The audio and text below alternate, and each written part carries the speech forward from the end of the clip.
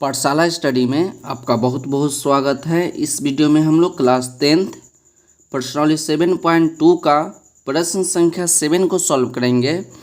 प्रश्न संख्या 7 में आपको दिया गया है कि बिंदु ए के निर्देशांक ज्ञात कीजिए जहां ए बी एक वृत्त का व्यास है जिसका केंद्र 2, -3 है तथा बी के निर्देशांक 1, 4 है। तो सबसे पहले हम लोग क्या करते हैं, एक वृत्त बना लेते हैं। तो आप देख सकते हैं कि हमने यहाँ पर ही एक वृत्त बना लिया और वृत्त के बीच में एक बिंदु है। वृत्त के बीच में एक बिंदु है जिसको कहा जाता है वृत्त का केंद्र। तो बोला है ना कि वृत्त का केंद्र का निर्देशांक 2, -3 है और बोला कि ए बी एक वृत्त का व्यास है। तो देखिए, जब हम लोग इस बिंदु से होते हुए एक लाइन खींचेंगे, जब एक लाइन इधर हो गया और एक लाइन आपका यहाँ हो गया, तो ये आपका पूरा जो यहाँ से यहाँ तक की लाइन खींचे, ये कहा जाता है कि वृत्त का व्यास है। जो यहाँ से यहाँ तक जो लाइन खींचे, इस लाइन को कहा जाता है कि वृत्त का व्यास है। तो इसका नाम हम लोग दे देते हैं, इसका नाम दे देते हैं ए और इसका नाम दे देते हैं हम लोग बी, और ई आपका जो है वृत्त का केंद्र है, तो इसका नाम दे देते हैं हम लोग ओ। तो प्रश्न में आपको क्या दिया है, प्रश्न में आपको दिया गया है जिसका केंद्र आपका 2, -3 है। तो इसका केंद्र आपका क्या है, तो केंद्र का नाम आपका ओ है और इसका निर्देशांक आपका हो जाएगा 2, तो आपका हो गया 2, और बी बिंदु का निर्देशांक आपको दिया गया है 1, 4। तो इसको लिख दीजिए 1, 4। तो आपसे प्रश्न में पूछा है कि ए का निर्देशांक ज्ञात कीजिए।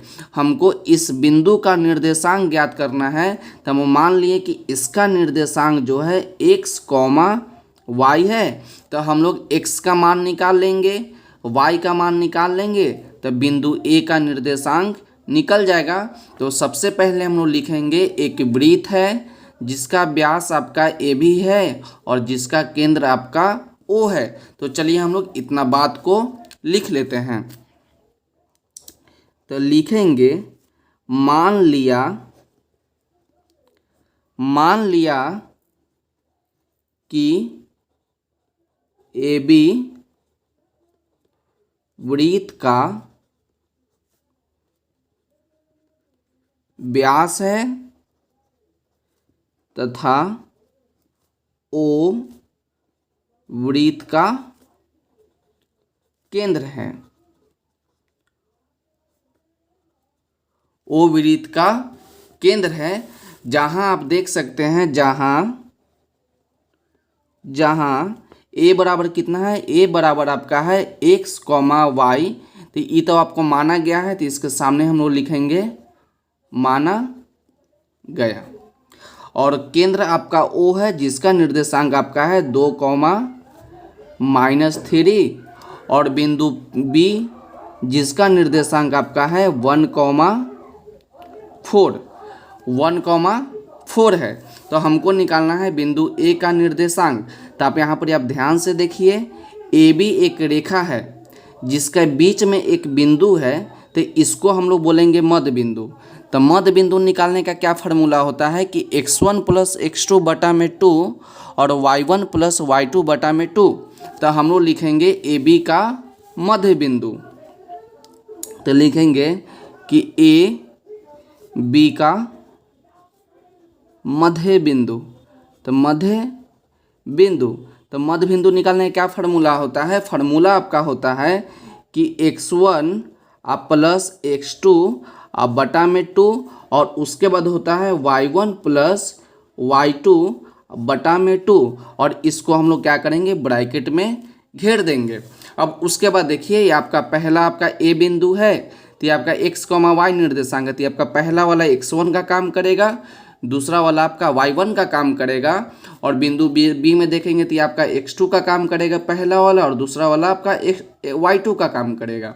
तो देखिए x1 + x2, तो आपका x1 का काम आपका x है, तो x लिखिए, प्लस x2, तो x2 की जगह पे कितना आपका 1 है, और नीचे आप 2 लिख दीजिए, कॉमा y1 प्लस y2, तो y1 के जगह पे आपका y अब प्लस y2, तो y2 के जगह पे आपका 4 है, तो 4 लिख दीजिए, बटा में आपका 2 है।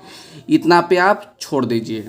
उसके आगे यहाँ पर हम लोग देखे हैं कि ए बी के बीच में एक बिंदु है, एक केंद्र है, जिसका निर्देशांक आपका है 2, -3। तो हम लोग नीचे लिखेंगे तुलना करने पर, तुलना करने पर।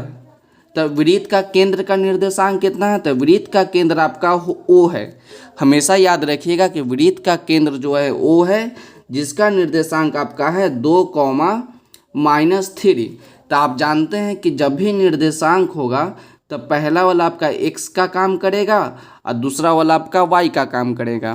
क्या आपसे बोले कि जब भी निर्देशांक रहता है तो पहले वाला आपका x होता है और बाद वाला आपका y होता है। और यहाँ पर देख रहे हैं कि और इसमें भी आप देखिएगा तो पहला वाला x, दूसरा वाला y, तो x वाला जो होगा x वाला के बराबर हो जाएगा और y वाला जो होगा y वाला के बराबर हो जाएगा। यानी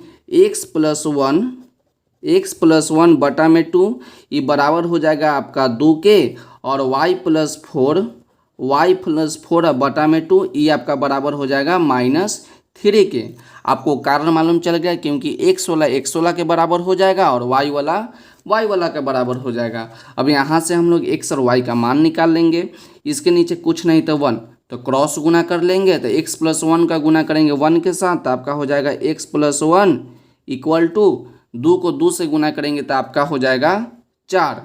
तो देखिए x = 4 प्लस में 1, तो इक्वल टू को उधर ले जाएंगे तो आपका माइनस में 1, तो x = आपका हो जाएगा 4 - 1, तो 4 में से 1 घटाइएगा तो आपका हो जाएगा 3। अब यहाँ देखिए, यहाँ भी आप क्रॉस गुना कर दीजिए, y+4 का गुना 1 के साथ, तो y+4 हो जाएगा इक्वल टू -3 को गुना करेंगे 2 के साथ, तो आपका हो जाएगा -6। तो y = -6 है, तो प्लस में 4, तो इक्वल टू को उस साइड ले जाएंगे तो आपका माइनस में 4 हो जाएगा। तो y = हो गया -10। तो x का मान आपका आ गया 3 और y का मान आपका आ गया -10। तो हमको x और y का ही मान निकालना था। आप यहाँ पर देख सकते हैं कि बिंदु A का निर्देशांक हम लोग क्या माने थे, x और y। तो x का मान आपका आ गया 3 और y का मान आपका आ गया -10। तो नीचे हम लोग लिखेंगे कि अतः बिंदु A का निर्देशांक, बिंदु A का निर्देशांक आपका कितना है, x, y था। हम लोग माने थे कि अतः बिंदु A का निर्देशांक x, y है।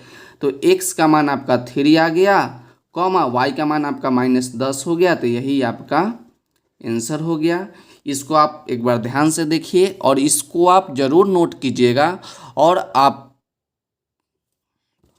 इसको आप देख लीजिए एक बार।